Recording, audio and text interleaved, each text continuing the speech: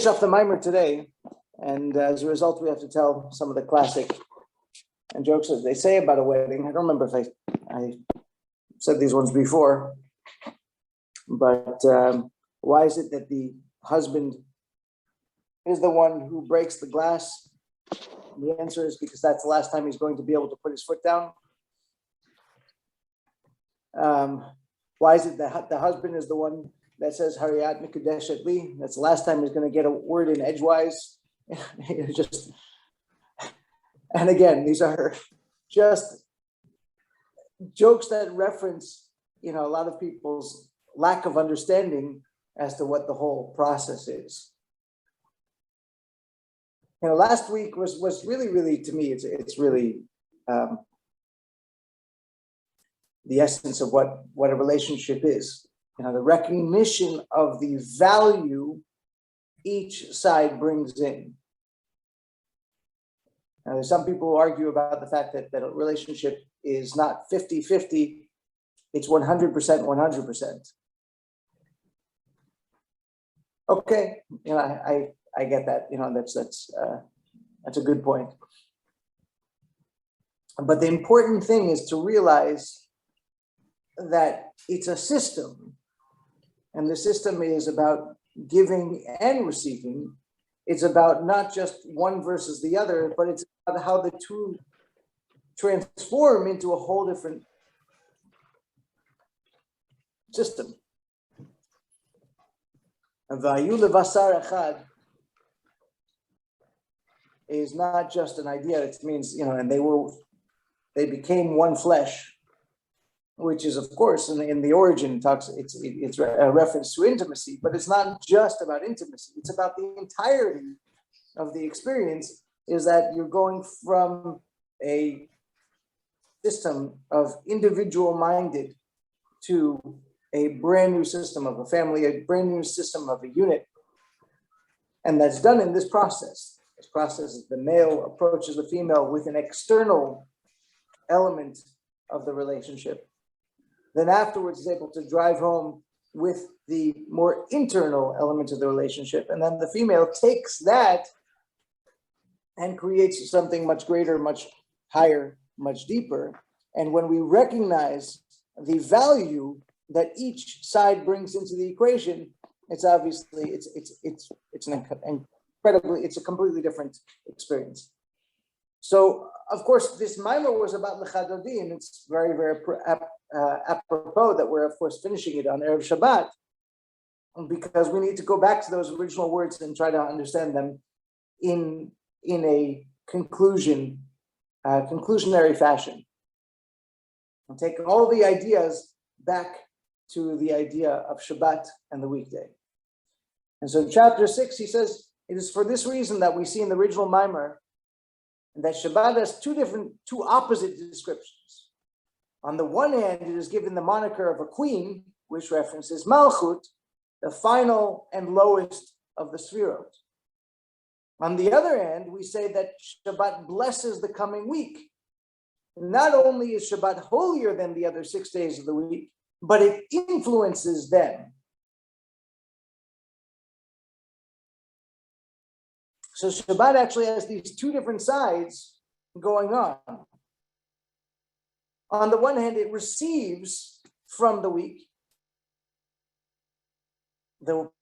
prior. Misha achal be'erev Shabbat, Misha tarach be'erev Shabbat yochal b'Shabbat. Somebody who works during the week prior to Shabbat is going to be able to eat, is going to be able to have Shabbat the way Shabbat is supposed to be. On the other hand, minei mitbarachim kulu yomin, from Shabbat, the next week is blessed. So which one is it? Is Shabbat the final day of the week, the conclusion of the week? Or is it the propulsion into the coming week? And the answer is it's both. And the Rebbe continues, through what we just explained, this apparent conundrum becomes clear. In the worldly system, the 6 weekdays, which in the spiritual corollary refer to the 6 Sfirot of Zah, inclusive of the effort one expends within them, end up with Shabbat. all the effort of refining the world and making the world a better place, they conclude with Shabbat. And that's what he says right over here. This experience includes the refinement of all physicality one interacts with, including one's own animal soul during those days.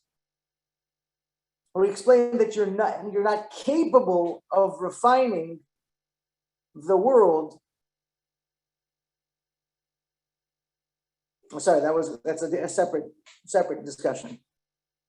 So here we're talking about the fact that Shabbat is the conclusion, because during the week, what are you doing? You're putting the energy and effort into your livelihood, the work week, but what is the purpose of that? The purpose of that is the refinement of the world at large, the elevation of the spiritual sparks that you are responsible to uplift and make godly, and the refinement of one's animal soul to be able to work with the world and make it godly, to work with our drives and tendencies, and even animalistic tendencies, and pull them away from the animal, pull them away from the material, and make them godly. That's what's done during the weekday. And that leads up to and culminates in Shabbat.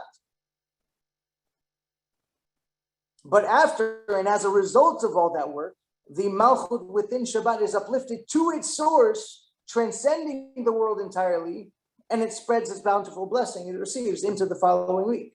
So Shabbat then becomes a completely different thing. And that's actually, if you look at Kabbalat Shabbat, there are all sorts of allusions to this idea. There's the Kabbalistic introduction to Mariv, Kegabna Dinun Misyachadin, and it talks about the elevation of the entire world as it unifies with God. And this is what it's referring to, that the 6 days of the week, the Zah of the world, the Chesed, the Gvura, Tiferet, the Monday, the Tuesday, the Wednesday, the Netzach, the Hod, Yesod, the victory and drive, and the humility, and of course the Yesod is foundation, the grounding elements. All of those, each individual elements, unify with Shabbat at Kabbalat Shabbat. They unify with Malchut. They elevate Malchut to its source. And as a result, we're able to draw that back into our world so that the following week is impressed by Shabbat. The following week is changed by Shabbat. And this is very interesting, of course, because in Shabbat, we indulge in physical pleasure. We eat good food. Of course, it's the primary night, so to speak, to be intimate.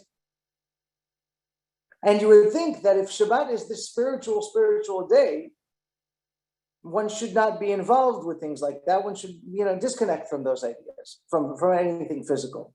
But Shabbat is about pleasure. It's about good, meat and wine, and ein simcha ela b'basar v'yayin. There's no joy without good meat and wine.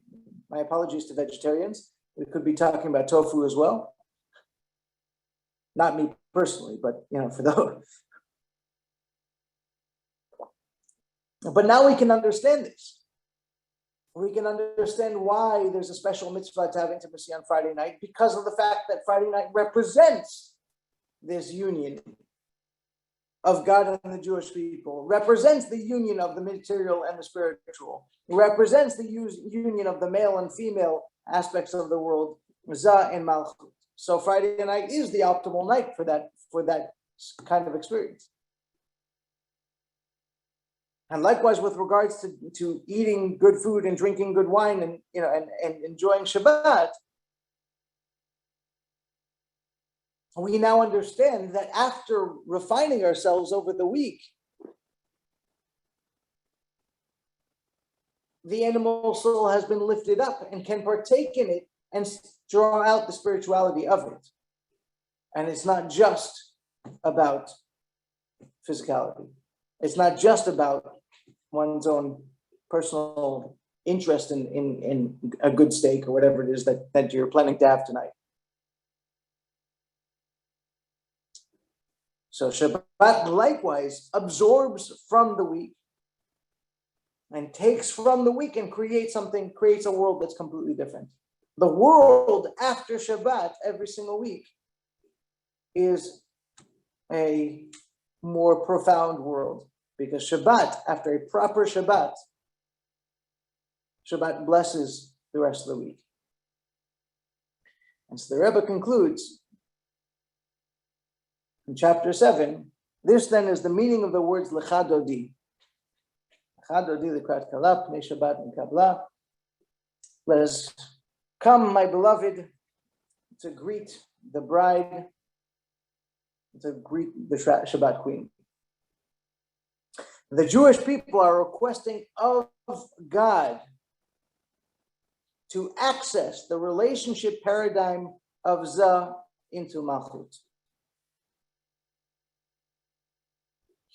And the first part of this paradigm is expressed in the words, come, my beloved, to greet the bride.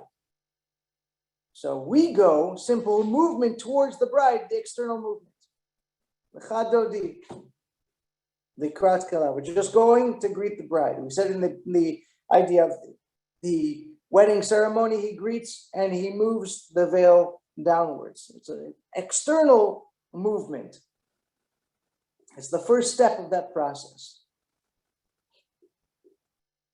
But through that, Pnei Shabbat, we receive the Pnei Shabbat Nekabla. We will receive the Pnei Shabbat, the face of Shabbat. The word Pnei has the connotation of innerness, Pnimiyut. The two words are connected because, of course, if you want to see what's inside somebody, you look at their face. You look at their expressions, you can understand what's going on inside them.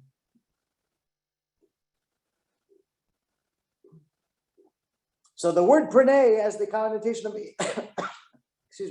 of innerness, and this is the revelation of Malchut in its source, the innermost aspect of Atik that we described yesterday. It's referred to as Reisha de lo et Yada, the head that is not known and cannot be known, this subtle essence, the subtle place of mystique that can be drawn down through this process. And it is this point that we receive the face of Shabbat, as Zah is likewise able to receive this from the source of Malchut. So it's not just that Malchut is elevated to its source, but it's that afterwards Malchut joins with Zah and elevates Zah to an even higher place. So it goes from a single place, Lecha Dodi, my beloved, and it ends up by Nikabla, we will greet, we will accept the Shabbat, we will draw on the Shabbat, because this union creates a new space. And this new space is receiving from the Pnei Shabbat, receiving from the innermost, the deepest, most places. And the Rebbe concludes, and just as this is true regarding the spiritual dimensions of Zalm and Malchut, so it is true of every giver and receiver, that the receiver indeed adds to the giver.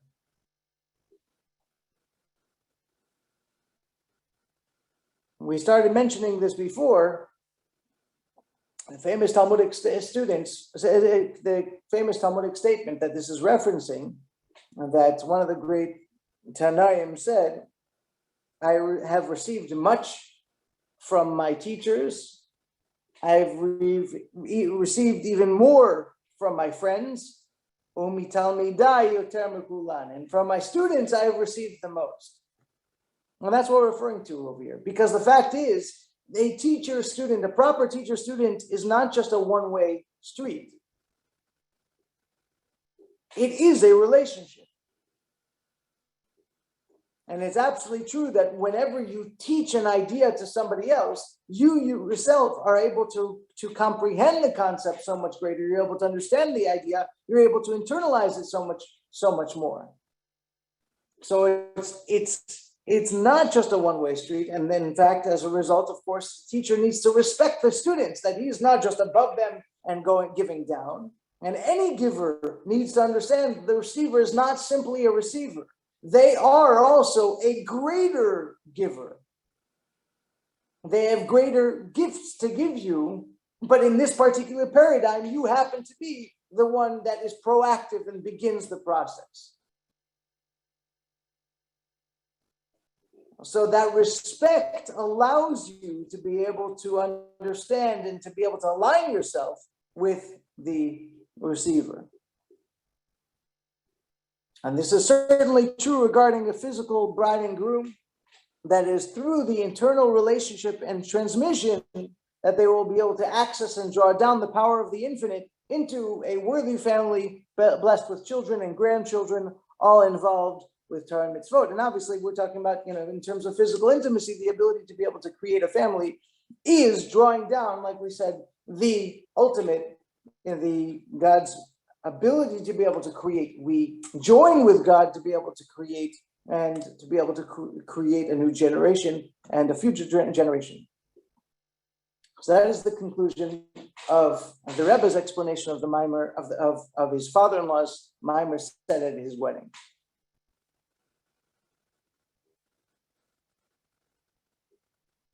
And to me, this really, really speaks to everything there is in a relationship. I'm just concluding over here, and I'd love to get everybody's insight into this.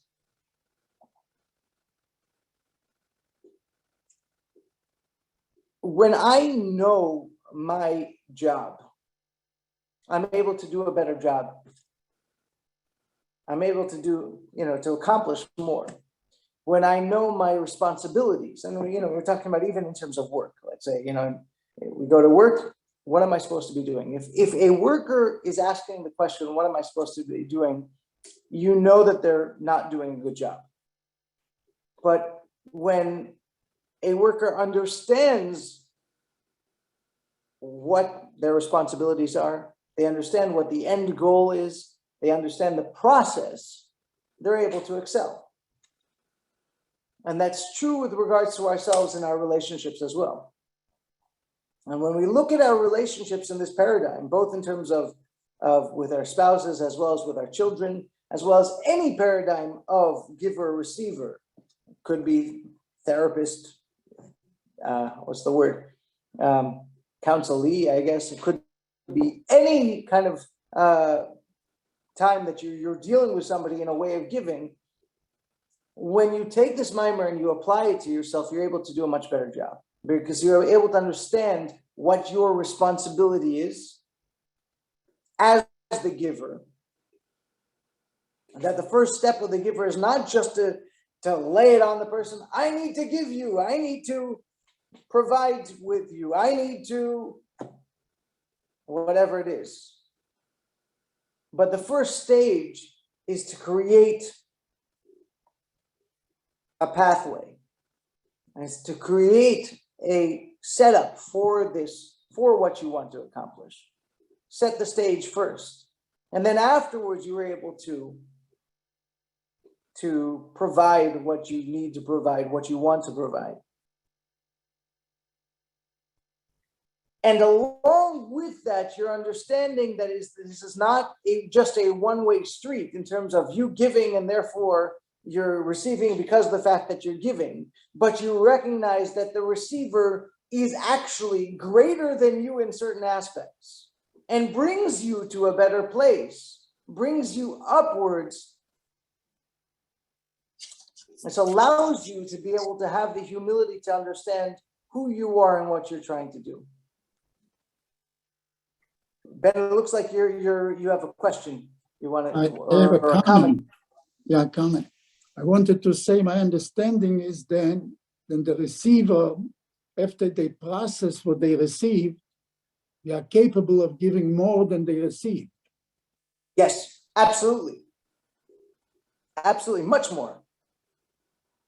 Much more, not just qualitatively, but most importantly, quantitatively. Excuse me, sorry, the opposite. Not just in quantity, but in quality. Quality is much more important. Yeah, but I'm saying if they process it right, if they accepted it right and they process it right, they are able to give more than they receive. Absolutely, absolutely. Julian, go ahead. You need to unmute yourself.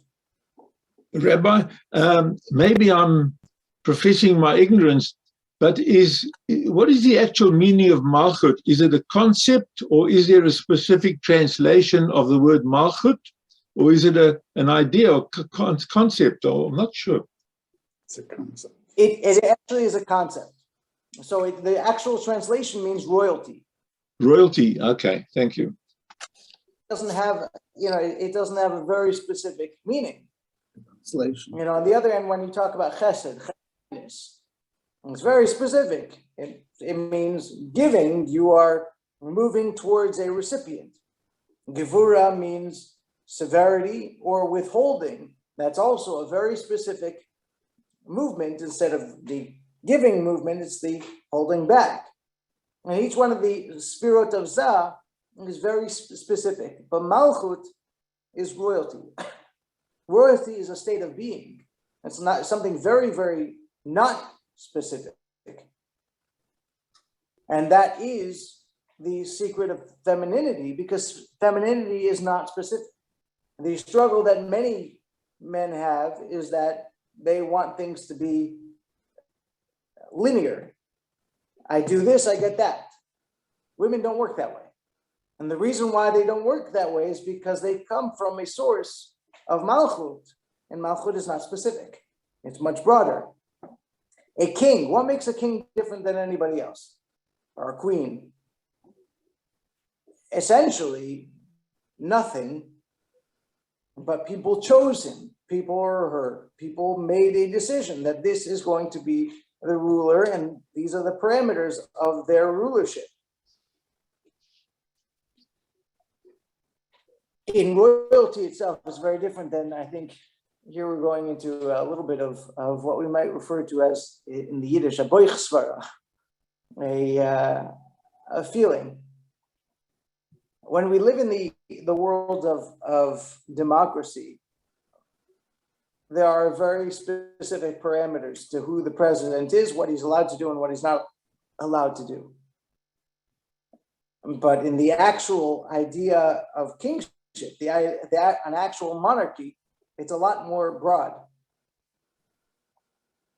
So there's much more room for improvisation, for kind of doing whatever the king wants and that kind of thing.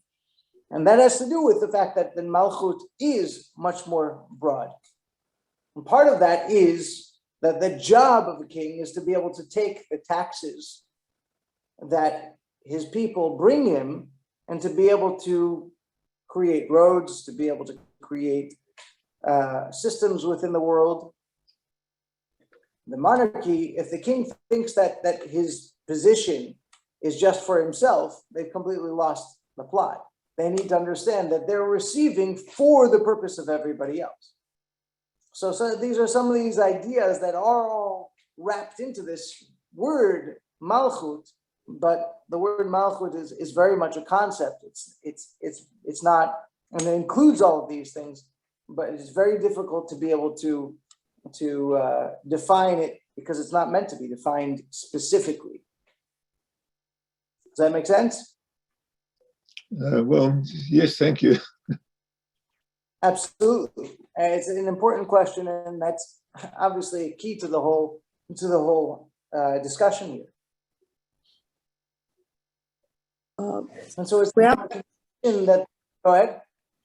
Right. I thought Malchut only receives. Is it a giver as well, or is it just a receptacle, so to speak, for receiving? It is that exactly what we're discussing here is how it gives in order to be able to receive. Excuse me. It receives in order to give. Yeah. It receives for the purpose of creating. So Malchut is actually becomes, if you look, there's a prayer that we say before Mincha on Friday called Patach Eliyahu, which is really not a prayer. It's more, again, a Kabbalistic essay. It's really fascinating. And one of the things, of course, it talks about is the fact that it goes through all of the Sfirot. But Malchut becomes Keter of the next world. So Malchut of Atzilut is, of course, the highest of spiritual worlds. Malchut is the lowest of those Sfirot. When it creates Bria, the next world down, it then becomes Keter, the highest and deepest of that world.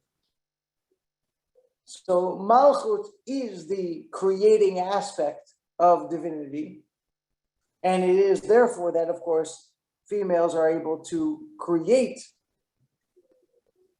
children. So it receives and creates. So in other words, Malchut would be where it's all processed?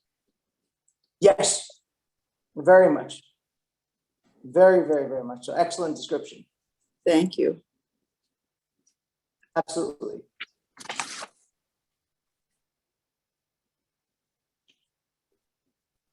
Any other questions on this concept?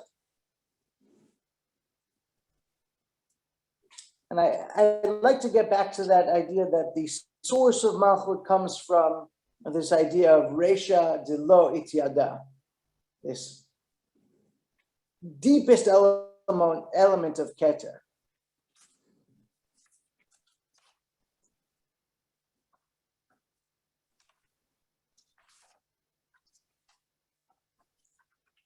There's a picture of two machines. One machine has an on-off switch, and the other machine has buttons and dials and switches and lights. And the first one is labeled male, the second one is labeled female. Men on, off. Very, very, very simplistic. We're very, very simplistic creatures in terms of how we work. The male system, and again, this is not to say that every single male works this way, but this is the male system. There are some males who are naturally more feminine, and there are some, of course, females who are naturally more male-like in their systems. But ultimately, the male system works in this particular way. The female system works in this particular way. And that the male works within ishtalshalut, within a chain of reaction. Everything has a tit for tat. Cause creates something else. Cause and effect, cause and effect, cause and effect. And generally speaking, that's the way the male system is created. And the female system, like we're saying, is much broader. It's a reason why men are known for more in terms of chachma. Chachma is the pinnacle of an idea. On the other hand, women are known for bina. Bina is much broader. It's the experience going through each of the details and trying to understand them, speaking about them, trying to apply them into different scenarios that might or might not exist. That's all bina. So the Talmud says that bina yitera nitna beisha, that women have greater bina, and because they have a broader approach. But at the same time, and some people think that this is a negative connotation, but it's not. And it also says about women that datan kalot, that they have lighter or lesser dat, that their ability to be able to focus in and to be able to apply very rigid and focused, that's not nearly the same. It doesn't mean that they don't have it, God forbid, they certainly have it. But men are very action oriented, they want answers, they want specifics. On the other hand, women would like to feel and experience and explore. And each one of these ideas gives us insight into how we interact with people and how we should be able to form and explore the relationship. And we understand as a result of this who we are in the relationship and what we're supposed to be in the relationship. So that way we can maximize our own selves because we know who we are. I hope this has been an enjoyable mimer. This next mimer that we're going to learn, Bez Hashem, will be on Purim.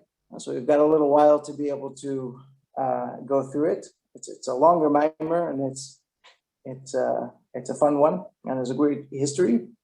So, but I hope again this has been enjoyable, and thank you everybody for the opportunity as always.